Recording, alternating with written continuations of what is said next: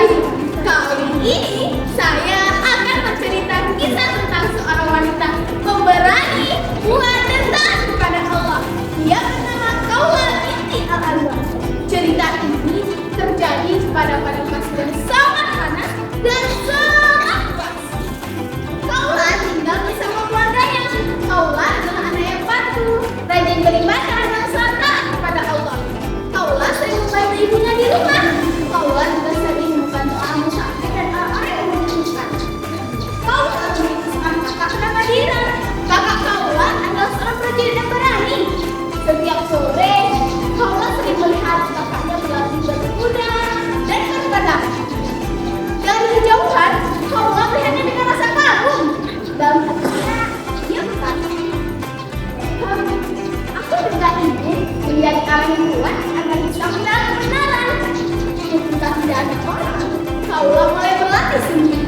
Dia berlatih menunggang kuda, memegang pedang, dan memanah. Meskipun jatuh dan lelah, Khawla tidak menyerah.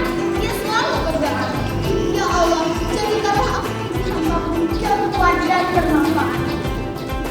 Hingga suatu ketika terjadilah peperangan. Maka Khawla ikut serta dalam perang. Khawla melepaskan kepergian kakaknya dengan rasa yang sangat sedih. Dia juga berdoa agar Allah selalu melindungi. Hingga suatu ketika terdapat kabar yang membuat Khawla sangat sedih. Kakaknya tertangkap oleh banyak musuh. Banyak orang merasa khawatir dan ketakutan. Khawla menangis sebentar. Lalu dia merusak semangatnya dan berkata, aku tidak boleh hanya menangis. Aku akan terus berusaha untuk tawakal kepada Allah. Khawla berdoa dengan sungguh-sungguh. Lalu dia mencoba perang, menutup mukanya, dan menaiki kudanya. Dia pergi ke medan perang dengan hati yang berani. Ketika bertarung, dia bergerak dengan sangat cepat.